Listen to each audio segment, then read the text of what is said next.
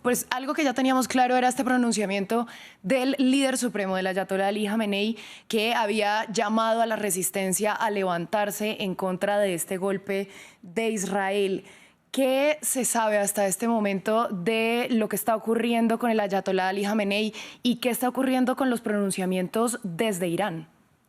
Es bien interesante porque miremos cómo ha transcurrido el día. Primero hizo este pronunciamiento el líder supremo Ali Jamenei, en el que no mencionó ni aseguró que Hassan Nasrallah estaba muerto, pero sí hacía un llamado y muy importante a todo el eje de la resistencia a que apoyara a Hezbollah. Aseguraba que Hezbollah era más grande, básicamente lo que quería decir que una sola persona, y que todo el futuro de Oriente Medio pasaba por el eje de la resistencia.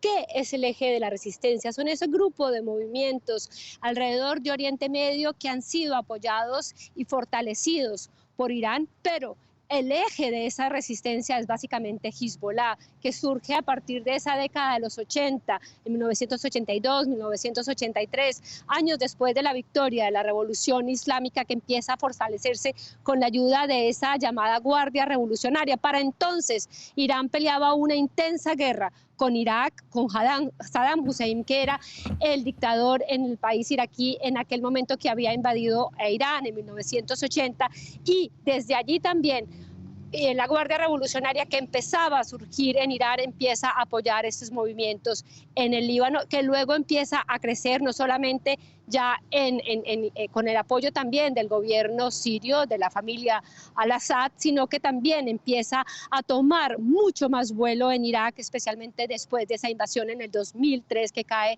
Saddam Hussein, y empiezan a formarse esos movimientos chiitas en Irak, conocidas actualmente como el Hashd al-Shaabi. ¿Por qué es importante? Porque ese llamado, ese pronunciamiento de Jamenei esta mañana hace un llamado a todos esos grupos a apoyar, y muy importante que después de ese pronunciamiento es que Hezbollah realmente confirma que su secretario general, su líder, ha fallecido en ese ataque, como ya lo había dicho las fuerzas militares israelíes. Así que él no habla de venganza directamente, como lo ha hecho en otras ocasiones. Él no habla de Irán, de participar y responder por la muerte de Nasrallah, pero está claro que hay un mensaje bastante directo y muy tal vez escondido, que saben cómo reaccionar a él todas esas organizaciones que apoyan a Irán o están apoyadas por Irán en la región, también incluidas los Houthis y obviamente Hamas, que como ha pasado en los últimos meses está disminuido, pero puede seguir haciendo daño.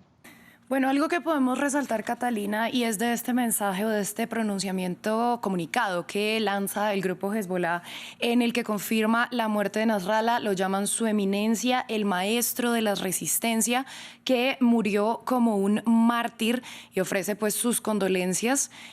Lo llaman, este es un título muy importante que tenía Hassan Nasrallah, y es el de Said, un título honorífico que significa que el linaje del clérigo chiita se remonta al profeta Mahoma.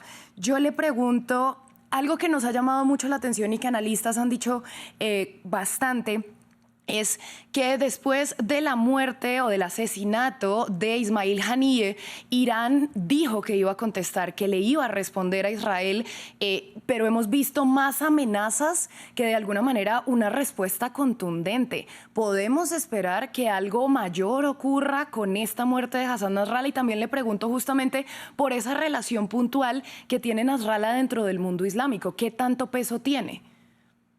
Nasrallah era una figura, empecemos por el final. Nasrallah era una figura que durante los últimos 30 años, que había sido el secretario general de Hezbollah, especialmente en esa década de los 90, de los 2000, después de esa invasión y esa guerra en el 2006 de Israel contra el Líbano, se había convertido en una figura extremadamente importante y respetada.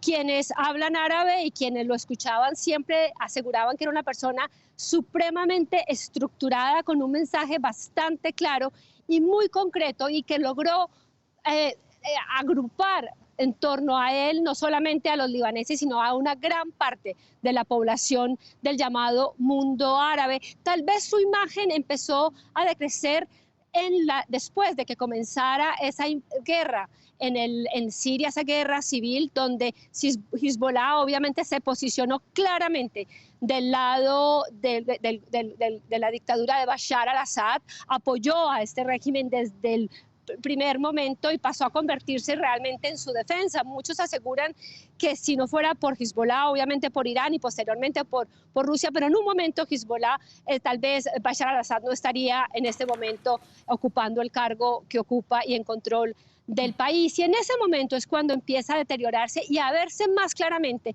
esa relación de Nasrallah, aunque era evidente antes, pero directa, de Nasrallah recibiendo de cierta manera ayuda de Irán, y para muchos en el Líbano veían como de cierta manera Hezbollah priorizaba los intereses de Irán más que los intereses del Líbano y de la misma organización, y ahí empieza un poco a decrecer esa imagen. Sin embargo, Nasrallah es muy admirado, querido por la comunidad chiita, especialmente en el Líbano y también en Siria. Yo tuve la oportunidad de estar, creo no equivocarme, la última vez que Nasrallah estuvo presencialmente, físicamente, en una manifestación en el Líbano, que fue exactamente el día después de que el Papa, en ese momento, el Papa Ratzinger, el Benedicto XVI, visitó el Líbano, y me acuerdo que sorpresivamente él apareció en las calles de Dahie, y en miles y miles, yo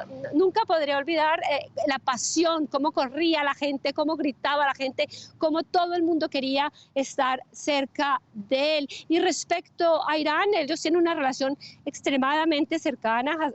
Hassan Nasrallah siempre ha estado apoyado, tuvo primero con el Ayatollah Khomeini, pero posteriormente con el Ayatollah Khamenei, y como usted habla, en la figura del Seyed, que también lo es Ali Khamenei, son descendientes directamente del profeta Mahoma, y de ahí que Hassan Nasrallah llevara ese turbante negro, como también lo lleva el líder supremo Ali Khamenei. Es una gran pérdida para Irán, siempre fue uno de sus grandes aliados, pero recordemos un poco lo que dijo también en esta declaración Ali Khamenei: Hezbollah es mucho más potente que eso y posiblemente lo sea. Irán se ha encargado durante muchos años en fortalecer esas estructuras. Hay rumores de que ahí también podría haber estado algunos comandantes de la Guardia Revolucionaria, que ya muchos de ellos también han sido asesinados en los últimos meses, en el último año, y como también lo han sido altos mandos de Hezbollah.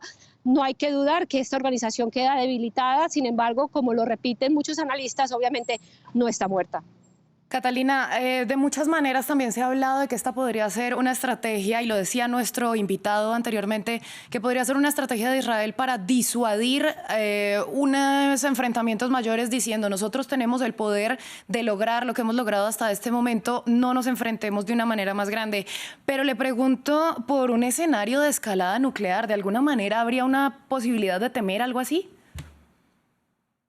Pues es imposible predecir, pero yo prácticamente en este momento lo dudo. Usted me preguntaba ahora y me quedé por responderle la respuesta de Irán. Después, recordemos que Irán ha tenido gente cercana a ellos asesinados muy fuertemente dentro de Irán o fuera, como fue Qasem Soleimani, realmente este general de las fuerzas Quds revolucionarias, que era bastante cercano a Hassan Nasrallah. En su momento eran bastante unidos. En ese momento dijeron que iban a vengar su muerte. Realmente la venganza fue, que es al menos lo que sabemos, realmente mínima. Fue un ataque a una base militar norteamericana en Irak, pero fue mínima comparado con lo que significó la muerte de Qasem Soleimani para Irán. Luego estuvo el asesinato de Mohsen Fakhrizadeh dentro de Irán, en un asesinato, en un complot que fue obviamente como de película, en aquel momento, con una ametralladora que estaba dirigida por satélite, que lo asesinaron. Él era el creador del programa nuclear iraní. Y luego esta muerte de Haniyeh. Ya en abril, recordemos que después del asesinato de uno de los líderes de la Guardia Revolucionaria en la embajada iraní en Siria, Irán respondió por primera vez directamente a Israel con una cantidad de drones y de misiles, pero realmente en aquel momento todo estuvo más o menos planeado. Realmente el objetivo o la misión era más asustar, responder, que realmente lograr hacer daño dentro de Israel. Muchos se preguntan si Irán en este momento está en capacidad de responder directamente a este ataque. Muchos creen que básicamente más lo puede hacer a través de esas milicias, ese eje de la resistencia desde Siria, desde Irak, desde Yemen, pero qué tanto se va a involucrar Irán en esta respuesta será lo que tendremos que ver en las próximas semanas y meses, porque como decía anteriormente, ese pedazo, ese sector de la Guardia Revolucionaria que trabaja directamente con el eje de la resistencia, con Hezbollah, con Irán, también ha quedado debilitado.